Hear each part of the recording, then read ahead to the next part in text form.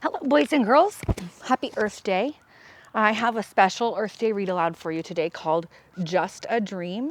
It's by one of my favorite authors. His name is Chris Van Allsburg. He is also the illustrator, so he does the stories and the pictures.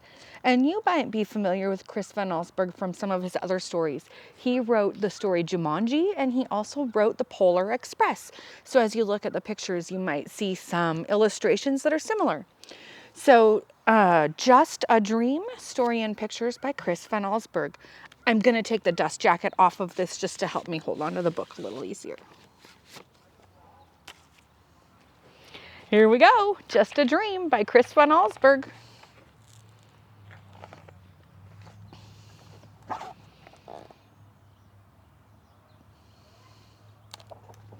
As usual, Walter stopped at the bakery on his way home from school.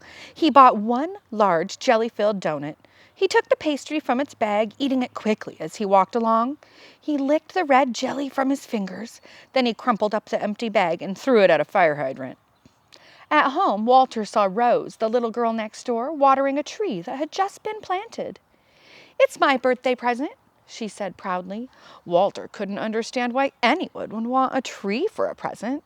His own birthday was just a few days away. "And I'm not getting some dumb plant," he told Rose.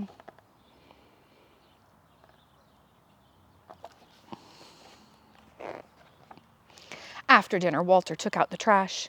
3 cans stood next to the garage. One was for bottles, one for cans, and one for everything else. As usual, Walter dumped everything into one can. He was too busy to sort through garbage, especially when there was something good on television. The show Walter was so eager to watch was about a boy who lived in the future. The boy flew around in a tiny airplane that he parked on the roof of his house. He had a robot and a small machine that could make any kind of food with the push of a button. Sounds like a cool show.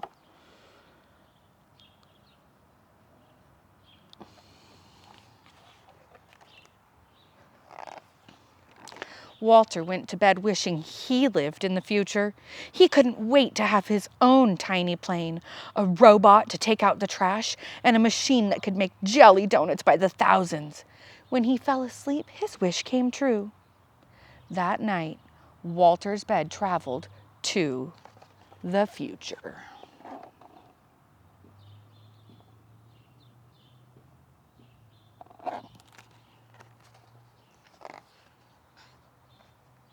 Whoa.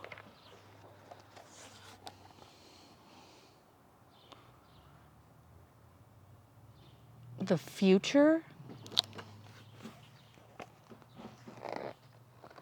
Walter woke up in the middle of a huge dump.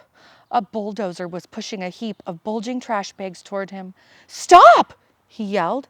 The man driving the bulldozer put his machine in neutral. "Oh, sorry," he said. "Didn't see you." Walter looked at the distant mountains of trash and saw half-buried houses. "Do people live here?" he asked. "Not anymore," answered the man. A few feet from the bed was a rusty old street sign that read Floral Avenue. "Oh no," gasped Walter. He lived on Floral Avenue. The driver revved up his bulldozer. "Well," he shouted, "back to work." Walter pulled the covers over his head. "This can't be the future," he thought. "I'm sure it's just a dream." He went back to sleep, but not for long.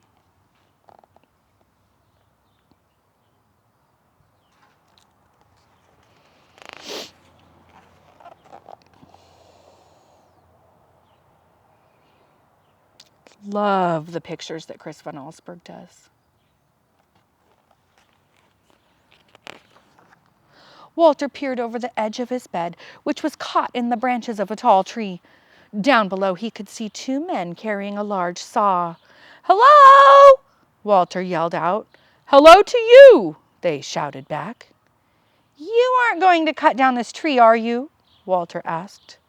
But the woodcutters didn't answer.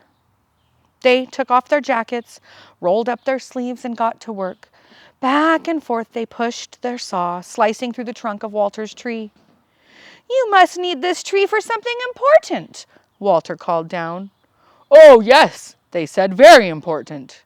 Then Walter noticed the lettering on the woodcutters' jackets. He could just make out the words, Quality Toothpick Company. Walter sighed, oh, and slid back under the blankets. Until...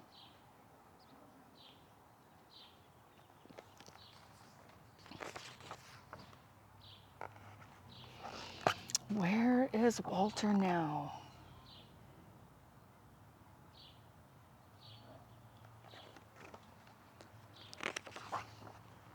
Walter couldn't stop coughing. His bed was balanced on the rim of a giant smokestack. The air was filled with smoke that burned his throat and made his eyes itch. All around him, dozens of smokestacks belched thick clouds of hot, foul smoke.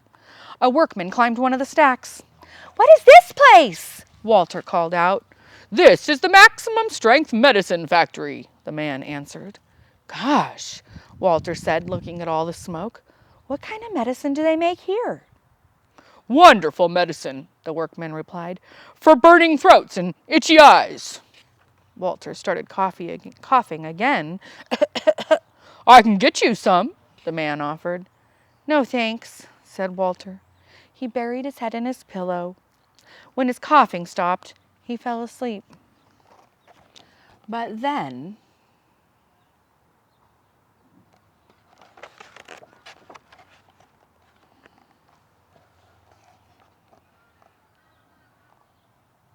Hotel Everest.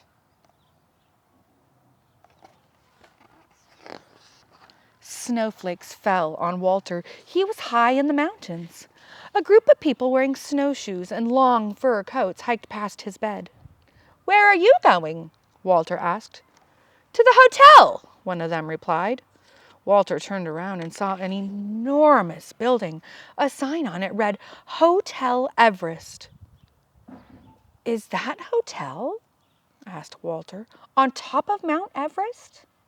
"Yeah," said one of the hikers. "Isn't it beautiful?" "Well," Walter began, but the group didn't wait for his answer.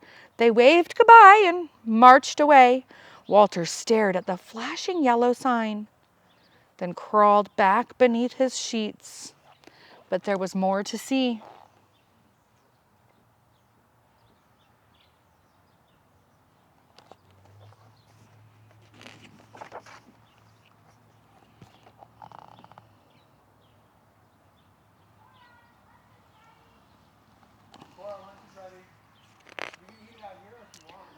Walter's hand was wet and cold. When he opened his eyes, he found himself floating on the open sea, drifting toward a fishing boat. The men on the boat were laughing and dancing. "Ship ahoy!" Walter shouted. The fishermen waved to him. "What's the celebration for?" he asked. "We've just caught a fish," one of them yelled back. "Our second one this week." They held up their small fish for Walter to see. "Aren't you supposed to throw the little ones back?" Walter asked. But the fishermen didn't hear him. They were busy dancing and singing. Walter turned away. Soon the rocking of the bed put him to sleep. But only for a moment.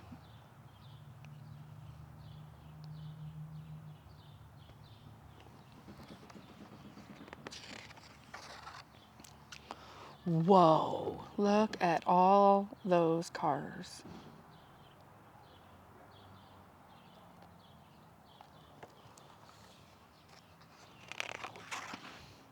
A loud, shrieking noise lifted Walter off his mattress. He jumped up. There were cars and trucks all around him, honking. Cars, loud horns. Let me say that again. Cars' horns honking loudly, creeping along inch by inch. Every driver had a car phone in one hand and a big cup of coffee in the other. When the traffic stopped completely, the honking grew even louder. Walter could not get back to sleep. Hours passed, and he wondered if he'd be stuck on this highway forever. He pulled his pillow tightly around his head. This can't be the future, he thought. Where are the tiny airplanes? The robots? The honking continued into the night until finally, one by one, the cars became quiet as their drivers, and Walter went to sleep. But his bed traveled on.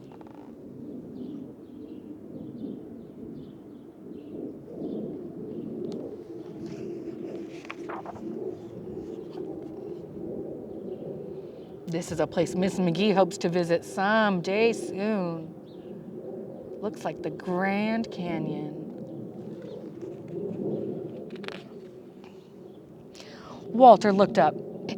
A horse stood right over his bed, staring directly at him. In the saddle was a woman wearing cowboy clothes. "My horse likes you," she said. "Good," replied Walter, who wondered where he'd ended up this time. All he could see was a dull yellow haze. "Son," the woman told him, spreading her arms in front of her, "this is the mighty Grand Canyon." Walter gazed into the foggy distance. "Of course," she went on, "with all this smog, nobody's gotten a good look at it for years." The woman offered to sell Walter some postcards that showed the canyon in the old days. "They're real pretty," she said.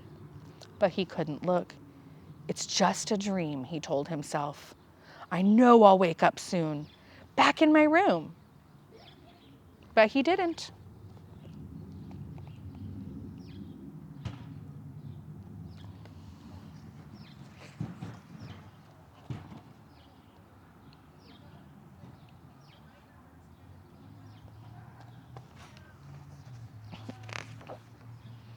Walter looked out from under his sheets.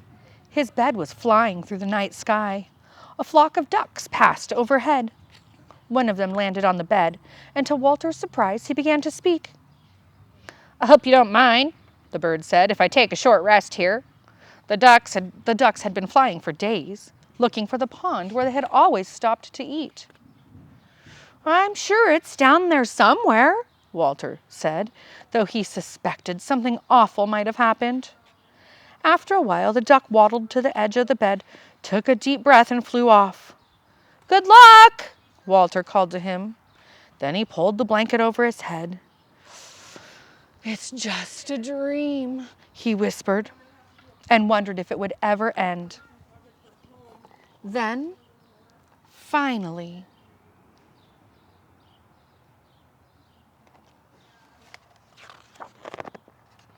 Walter's bed returned to the present. He was safe in his room again, but he felt terrible. The future he'd seen was not what he expected. Robots and little airplanes didn't seem very important now. He looked out his window at the trees and lawns and the early morning light, and then he jumped out of bed. He ran outside and down the block, still in his pajamas. He found the empty jelly donut bag he'd thrown at the fire hydrant the day before. Then Walter went back home. Before the sun came up, he had sorted all the trash by the garage.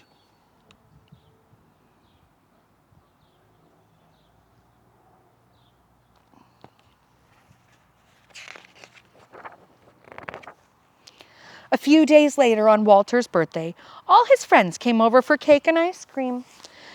They loved his new toys, the laser gun set, the electric yo-yo, and the inflatable dinosaurs. "My best present," Walter told them, "is outside." Then he showed them the gift that he'd picked out that morning. A tree. After the party, Walter and his dad planted his birthday present.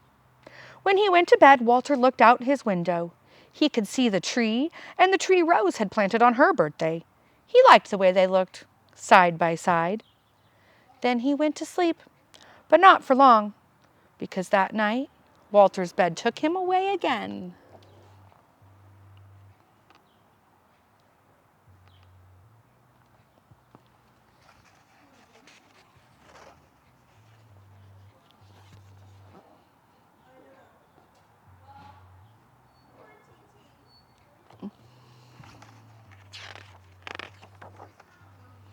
When Walter woke up, his bed was standing in the shade of 2 tall trees.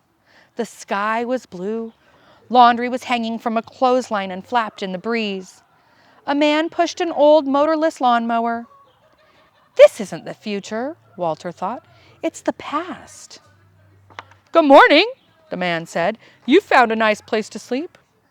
Yes, I have, Walter agreed. There was something very peaceful about the huge trees next to his bed. The man looked up at the rustling leaves.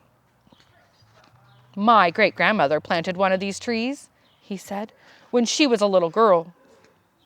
Walter looked up at the leaves, too, and realized where his bed had taken him. This was the future, after all, a different kind of future. There were still no robots or tiny airplanes. There weren't even any clothes dryers or gas-powered lawnmowers. Walter lay back and smiled. I like it here, he told the man, then drifted off to sleep in the shade of the two giant trees, the trees he and Rose had planted so many years ago. Boys and girls, that was Just a Dream by Chris von Allsburg. I hope that this has inspired you to do something nice for our Earth. And again, happy Earth Day. Bye, boys and girls.